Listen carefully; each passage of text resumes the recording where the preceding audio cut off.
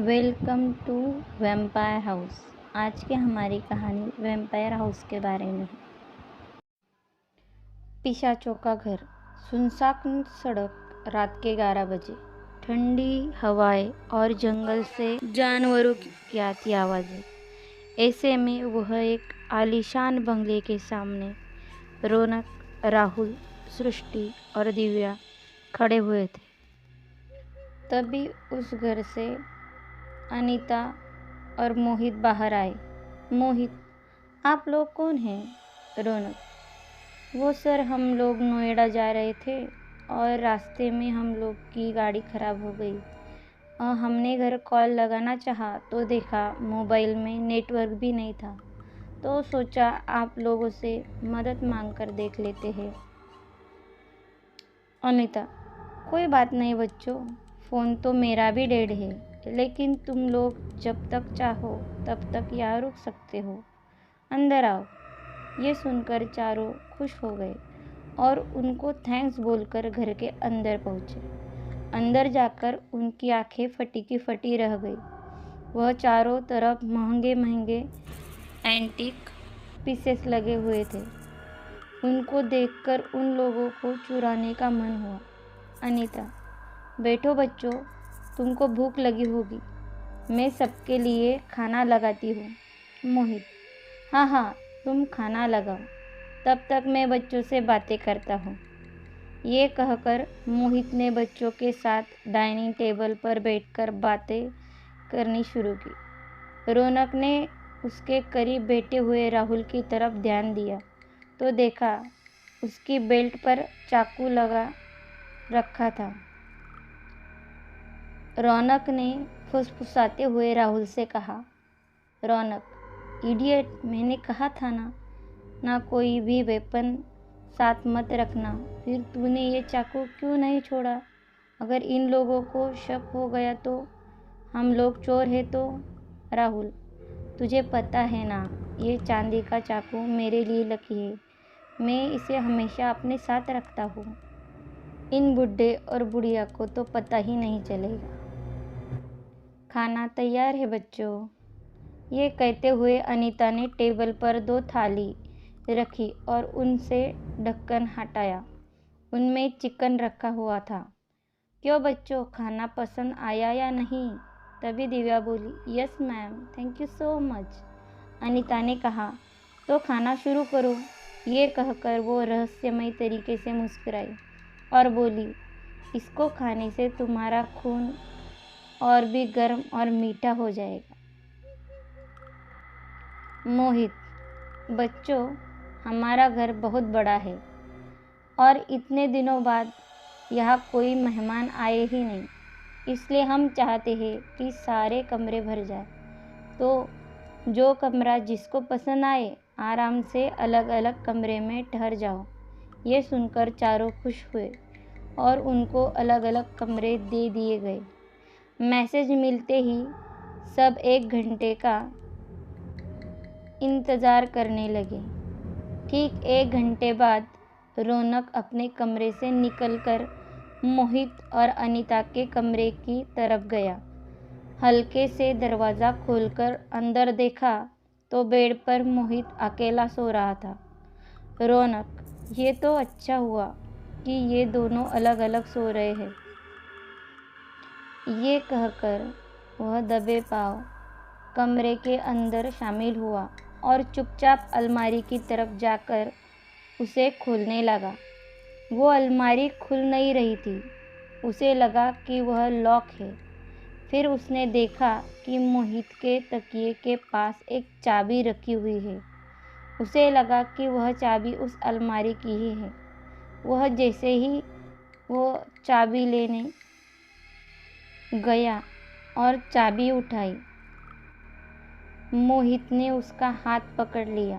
रौनक डर गया। मोहित ने भयानक अंदाज में हंसते हुए जैसे ही अपनी आंखें खोली, रौनक के मुंह से चीख निकल पड़ी। मोहित की आंखें रंग बदलकर लाल हो चुकी थी और उसके 2 दांत भी बड़े हो गए थे। मोहित उठा और रौनक चिल्लाकर उससे दूर हो गया। मोहित, हंसते हुए बोला, क्या हुआ? मोहित चोरी का इरादा कैंसिल कर दिया क्या? रौनक चिल्लाया और दरवाजे की तरफ भागा, लेकिन वो दरवाजे की तरफ पहुंचता इससे पहले ही मोहित ने पीछे से उसे पकड़ लिया और भयानक अंदाज में हंसा और बोला, आज इतने दिन बाद ताज़ा खून पीने को मिलेगा, इतना मज़ा आएगा। कहते ही मोहित ने अपने तेज दांत रौनक के गर्दन पर लगाकर उसका खून चूसने लगा। कुछ ही मिनटों में उसने रौनक का सारा खून चूस लिया और कुछ देर तक छटपटाने के बाद रौनक ने दम तोड़ दिया। फिर मोहित ने हंसते हुए बोला, वैम्पायर हाउस में आपका स्वागत है। दिव्या, लगता है रौनक सारा माल लेकर फरार होना चाहता है। 1 घंटे का तो हो चुका, अभी देखती हूँ कि ये कहाँ है। ये कहकर वो अपने कमरे से बाहर निकली और बाहर हॉल में पहुंची। उसे वहाँ कोई दिखाई नहीं दे रहा था।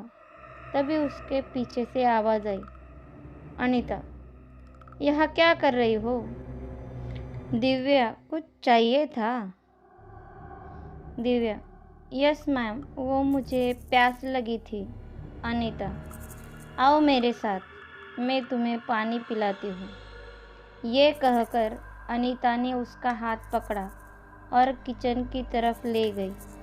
उसने दिव्या का हाथ बहुत ज़ोर से पकड़ा हुआ था और किचन तक पहुँचते हुए उसे वह दर्द करने लगा था। दिव्या बोली, मैम मेरा हाथ छोड़िए, दर्द हो रहा है।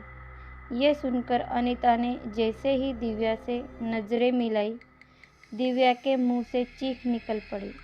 अब अनीता भी पिशाच बन चुकी थी और लाल आंखों से भयानक अंदाज से दिव्या की तरफ देख रही थी। उसके दांत भी खूंखार हो चुके थे।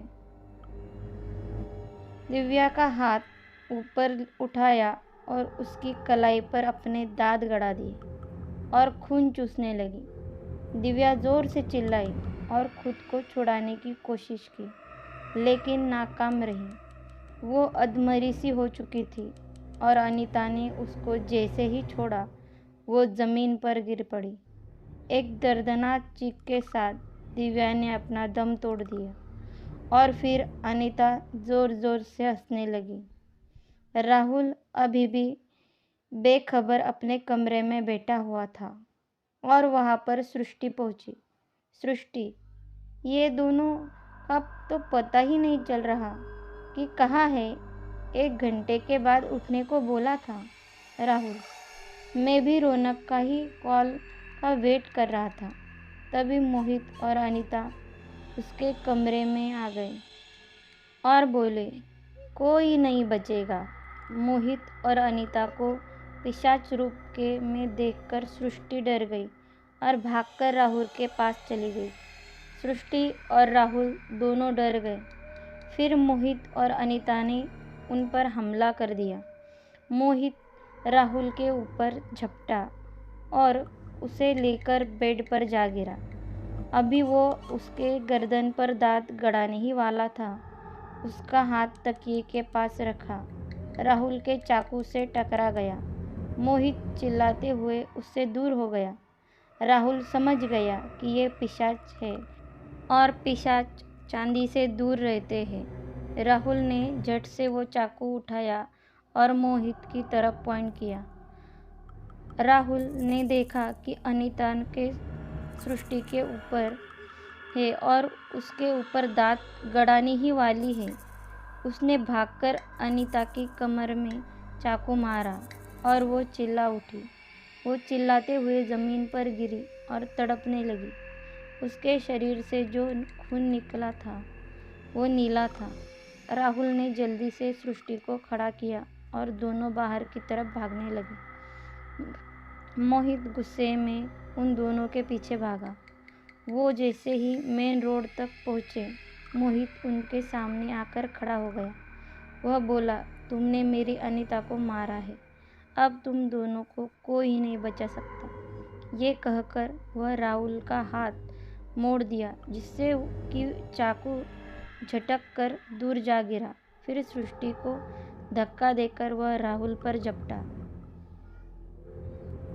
उसने राहुल के मुंह पर नाखून मारकर उसको घायल कर दिया था। अब उसके गर्दन पर हमला करने ही वाला था। तभी सृष्टि ने जमीन पर गिरा चाकू उठाया और भागकर मोहित के गर्दन पर चला डाला। मोहित भयानक आवाज में चिल्लाता हुआ जमीन पर ढेर हो गया। धीरे धीरे मोहित के शरीर से भी नीला जहरीला खून बाहर निकलने लगा और वो भी खत्म हो गया। राहुल ने तुरंत ही सृष्टि का हाथ पकड़ा और बोला, चलो यहाँ से निकलते हैं। और फिर दोनों रात में ही आंखों में डर और दिल में खौफ लिए वहाँ से दूर भाग निकले। और फिर दोनों ने कभी भी चोरी ना करने की कसम खाई। तो दोस्तों, आपको आज की वीडियो कैसी लगी, कहानी कैसी लगी, कमेंट में ज़रूर बताना। श्रेया स्टूडियो चैनल को सब्सक्राइब करना मत भूलना। धन्यवाद। वीडियो को लाइक और शेयर ज़रूर करें। थैंक्स।